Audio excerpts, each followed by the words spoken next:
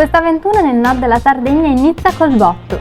La prima tappa sarà l'arcipelago della Maddalena, un vero e proprio angolo di paradiso a pochi chilometri da Palau, il porto da dove partiamo con il nostro traghetto.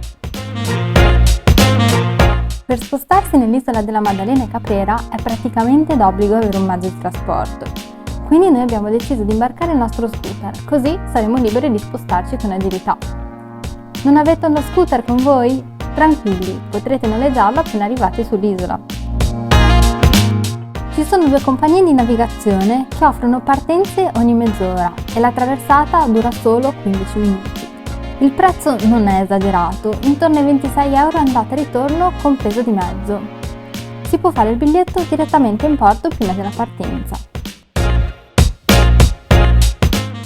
La Maddalena dà il nome all'arcipelago formato da ben 60 isole e isolotti, del quale l'isola maggiore, e al parco nazionale, di cui è centro amministrativo. Inoltre è stata a lungo base della Marina Militare, di cui è testimone il museo navale Nino Lambroglia.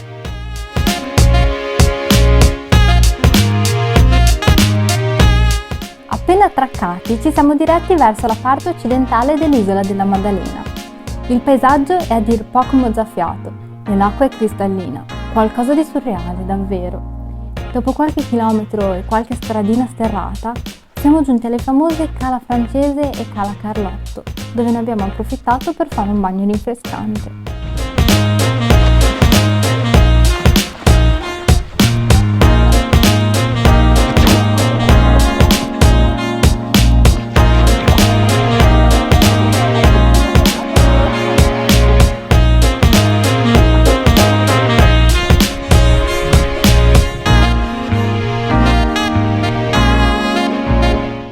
Nei dintorni potrete trovare la caratteristica Cappella della Madonnetta, dove potrete scattare foto indimenticabili, grazie alla sua posizione suggestiva sugli scogli.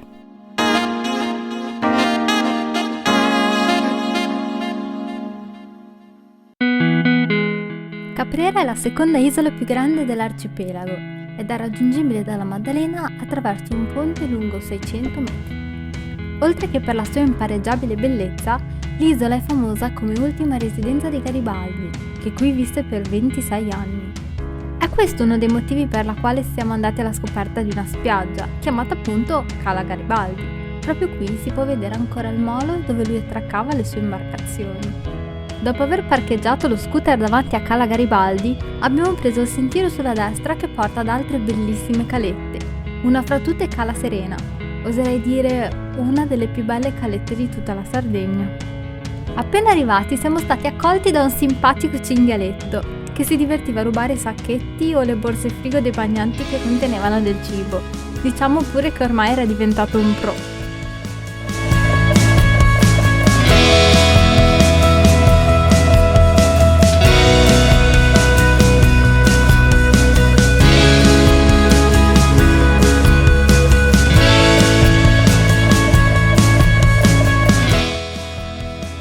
Dopo un breve bagnetto ci siamo diretti in scooter verso la famosissima Cala Coticcio, ma abbiamo scoperto che l'unico modo per raggiungerla era quello di prenotare un'escursione con la guida del posto a causa del sentiero impervio. Quindi consiglio di informarsi per tempo e avere un paio di scarpe da ginnastica.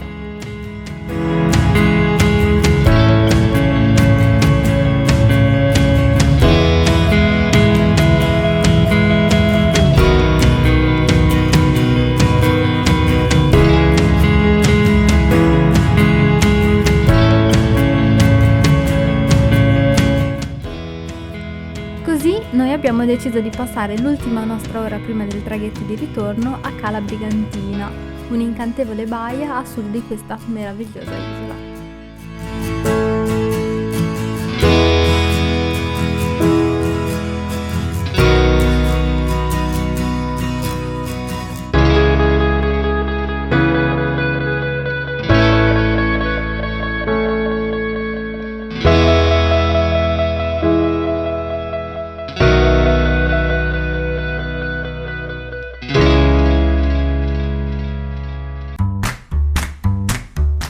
Cala Spinosa è un piccolo angolo di paradiso, una deliziosa caletta a nord di Capotesta, una delle perle di Santa Teresa Gallura, sull'estrema costa settentrionale della Sardegna.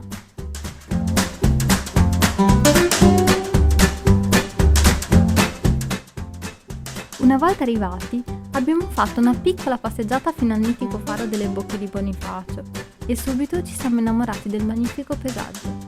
Il faro si affaccia sullo stretto che divide la Corsica dalla Sardegna. Per raggiungere Cala Spinosa dovete prendere il sentiero un po' nascosto a fianco dell'entrata del ristorante Sea Lounge. Mi raccomando, non quello che parte dalla rotonda.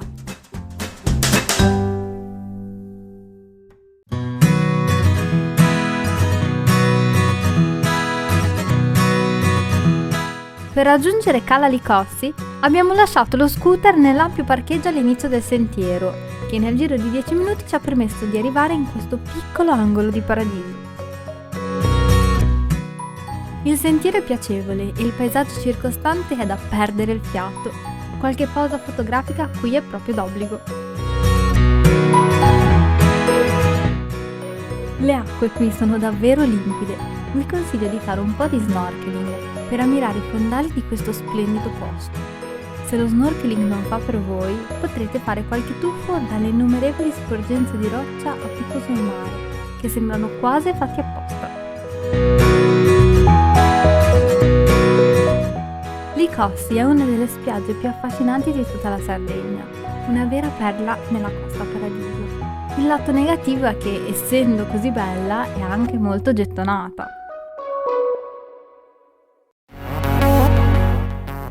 La Pelosetta è una magnifica spiaggia nella penisola di Stintino, vicino alla famosissima spiaggia della Pelosa.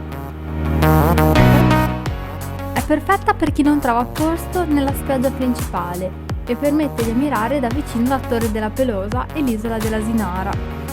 Se volete visitare la spiaggia della Pelosa, vi consiglio di prenotare online ad un costo di 3,50 €, perché la spiaggia è a numero chiuso, purtroppo.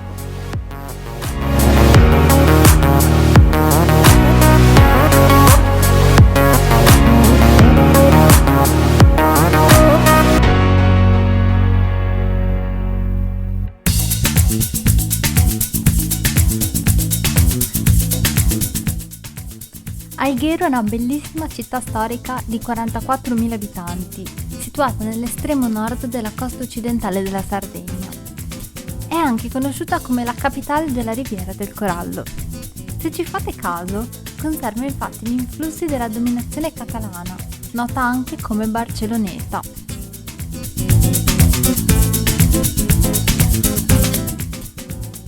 È facile raggiungere Alghero via aerea, tramite il comodo ed economico aeroporto della città, oppure in auto partendo dal vicino porto di Porto Torres, che si trova a circa 40 minuti di strada.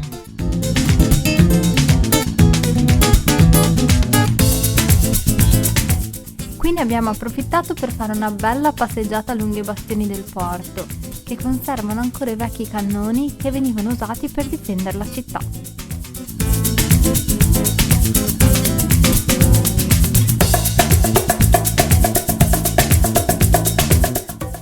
Siamo rimasti piacevolmente colpiti dal mercato al coperto della città. Oltre a poter comprare un po' di frutta del posto, è possibile infatti mangiare presso una simpatica pescheria al suo interno, dove si possono gustare buonissimi pesci freschi cotti alla griglia. Ottimo davvero!